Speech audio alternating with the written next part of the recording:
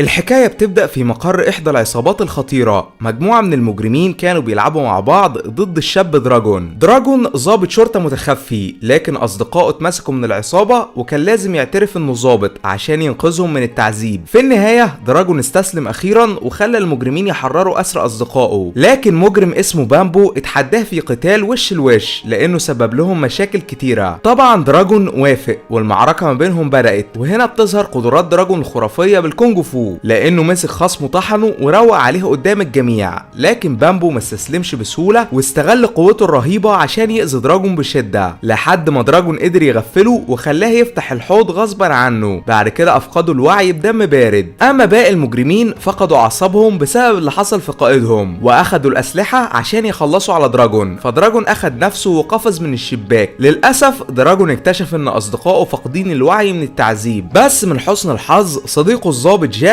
ظهر فطلب منه ينقذهم. وبعد ما المهمة انتهت جاك اتخانق مع دراجون وقال انه كان هيكشف هويته ويعرف العصابة هو مين، ده غير انه قاتل المجرمين لوحده بدون خوف وقرب يموت. فدراجون قال انه كان لازم يخاطر بحياته عشان ينقذ اصدقائه. وفي وسط الكلام دراجون اتذكر عيد ميلاد والدته وافتكر وعده ليها بانه هيرجع بامان بعد ما يخلص مهمته، لكنها كانت قلقانة عليه بشدة وقالت انه لو مات مش هتقدر تعيش من غيره، عشان كده قرر انه لازم يحافظ على حياته مهما كان التمن. تاني يوم الصبح اخين شغالين في تجارة الممنوعات اسمهم تيري وصاني كانوا بيستعدوا لمقابلة مجرم خطير. في البداية تيري خرج من السيارة عشان يقابل المجرم وش لوش، لكن المجرم استغل انه جبان وهجم عليه، فصاني مسك جاروف حديدي وانضم للمعركة هو كمان. مع ان تيري كان خايف يقاتل الا ان اخوه صاني دمه بارد وخلص على المجرم واتباعه بدون خوف عشان ياخد كل فلوسهم والممنوعات الموجودة معاهم. بالليل دراجون راح الكوافير عشان يقابل والدته ويرجعها البيت، لكنه اول ما وصل اتفاجئ ان المكان مليان بالمجرمين ولاحظ ان شانج موجود. شانج هو قائد العصابة اللي دراجون متخفي بيها وكان شاكك انه ضابط سري، فدراجون كذب عليه وقال ان قتاله ضد بامبو وباقي اتباعه كان بسبب رهان في لعبة. للاسف شانج قال لدراجون انه لو اكتشف انه ضابط متخفي هيقتل والدته قدام عينيه، لكنه سابها تعيش. فدراجون شكره واخد والدته ومشي. بعد الحادثة دي دراجون راح للضابط جاك وقال انه هيترك المهمة لان حياة والدته في خطر وشانج ممكن يقتلها. فجاك قال له يستحمل لانه خلاص قرب يعرف خططهم ولازم يستمر عشان يوقفهم عند حدهم. فدراجون وافق غصبا عنه. تاني يوم دراجون قابل شانج وسأله هو عايز ايه، فشانج قال ان في تاجر ممنوعات خطير اسمه صاني قتل واحد من اتباعه ولازم يوصل له باي شكل. وهنا دراجون افتكر انه من 6 سنين قابل صاني بالصدفة لما كان شاب ضعيف وساعده في قتال مجموعة من البلطجية لانه كان بيحاربهم لوحده. بعد ما دراجون اخد المعلومات من شانج بلغ الضابط جاك باللي حصل، فجاك قال انه لازم ينطلق لمدينة هونج كونج عشان يبدأ المهمة. بالفعل دراجون نفذ التعليمات واول ما وصل هونج كونج قابل الضابطة جينج. في البداية جينج كانت متضايقة من دراجون لانه مزعج وما بيسمعش الكلام. بعد كده قدمته لرئيسها كابتن لي قال لدراجون انهم لازم يوقفوا صاني واخوه تيري عند حدهم لانهم بيخططوا لمصيبة كبيرة. فدراجون قال انه هيخلص المشكلة دي بنفسه وبدون اي مساعدة. طبعا الكابتن لي وجينج اتضايقوا من غرور دراجون وثقته الزايدة، لكنهم سابوه ينفذ خطته بدون اي تدخل لانه ضابط محترف وعنده خبرة كبيرة. بالليل دراجون راح مطعم وسط المدينة عشان يقابل صاني، لكنه اول ما وصل اتفاجئ بعصابة مجهولة اول مرة يشوفها في حياته. وقبل ما يمشي من المكان صاني ظهر ورحب بيه. صاني قال لافراد العصابة ان دراجون يبقى زي اخوه الكبير وهو اللي علمه الفنون القتالية وازاي يدافع عن نفسه. فدراجون بدأ بالقتال معاه عشان يختبر قوته، والاتنين اضطروا انهم يوقفوا المعركة لانهم كانوا متعادلين وفضلوا يضحكوا مع بعض. لما دراجون كان بياكل مع صاني وافراد العصابة قال انه عايز يروح الحمام لانه كان عايز يتصل على الضابطة جينج ويبلغها بالمعلومات اللي عرفها. لكن فجأة في قناص مجهول للهوية خلص على قائد العصابة والمكان انقلب لفوضى. فصاني قال لاتباعه ان دراجون هو السبب في اللي حصل وكلهم هجموا عليه. طبعا دراجون اتصدم لان عشرات المجرمين بدأوا يطاردوه في كل مكان، ده غير انه اضطر يدخل المطبخ عشان يتفاداهم. بس من حسن الحظ دراجون معلم كونج فو ماهر وقدر انه يسيطر على اعدائه بصعوبة رهيبة لحد ما مسكهم طحنهم واحد ورا واحد وقفز من شباك المطعم. بعد كده قرر انه يهرب باستخدام عربيته لكن بدون فايدة لان المجرمين حصروه من كل اتجاه. وهنا الضابطة جينج ظهرت عشان تدافع عنه. في البداية المجرمين استهتروا بيها لانها بنت، لكنها اظهرت قدراتها بالفنون القتالية وسببت وثبتت الجميع بسلاحها لحد ما البوليس وصل وقبضوا على صاني واتباعه. بعد الحادثة دي جينج سأل صاني هو بيعمل ايه في هونج كونج، فصاني قال انه رجل اعمال بسيط وكان جاي يعمل صفقة تجارية، لكن في قناص مجهول قتل صديقه العزيز. طبعا دراجون اتعصب وقال ان صاني كذاب،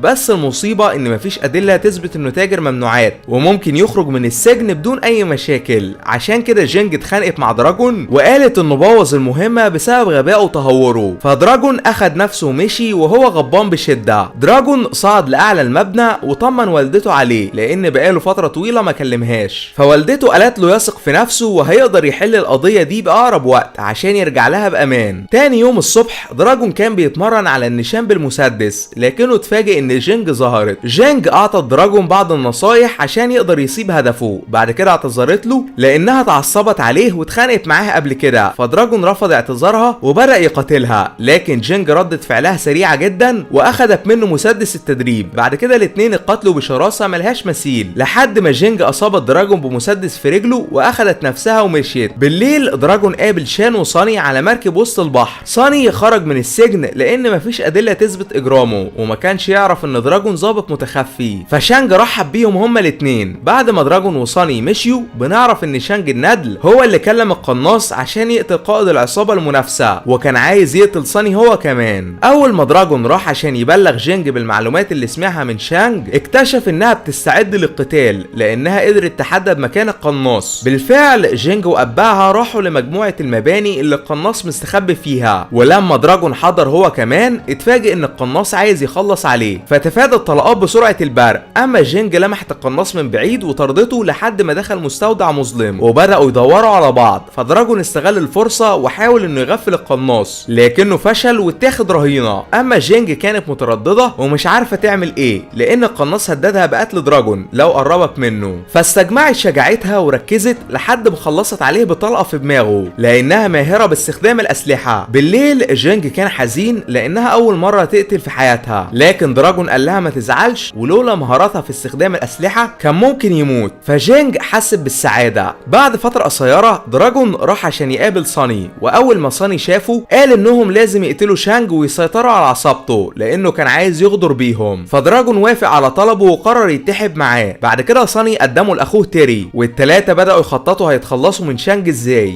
اما جينج كانت بتتجسس عليهم في صمت وبتجمع معلومات. قبل ما المهمه النهائيه تبدا دراجون قال لجينج انه نفسه يرجع لوالدته بامان لان بقاله سنين شغال ضابط متخفي وبيشوفها قليل جدا، فجينج اتمنت له التوفيق. تاني يوم دراجون راح عشان يقابل صاني، لكنه اول ما وصل المبنى لقى تسجيل على الكمبيوتر صاني بيقول فيه انه كشف خطته ويعرف انه ضابط سري. وهنا دراجون اتخض لان صاني يعرف مكان والدته واستنتج انه ممكن يأذيها عشان ينتقم منه. بالفعل صاني الندل هاجم والدة دراجون وقال لها انه هيخلص عليها لان ابنها خانه، لكنه قبل ما يقتلها سابها تعيش لان ملهاش ذنب. وفي النهايه دراجون وصل البيت واخد والدته المستشفى لانها كانت مصابه بشده بسبب هجوم صاني عليها. طبعا دراجون جاله اكتئاب لان لو والدته توفت مش هيقدر يعيش من غيرها. اما الضابط جاك والضابطه جينج حاولوا يوقفوه لانه اتهور وعايز يخلص على صاني، لكن دراجون ما سمعش كلامهم وكمل بطريقه. في الوقت ده بنعرف ان تيري كان عايز يسرق فلوس الممنوعات ويخون صاني لانه عارف ان البوليس قرب يقبض عليهم، فصاني مسكه على اخر لحظه بداخل جراج السيارات وكان هيخلص عليه، بس فجاه دراجون دخل الجراج هو كمان وبدا يطارد صاني بدون تردد.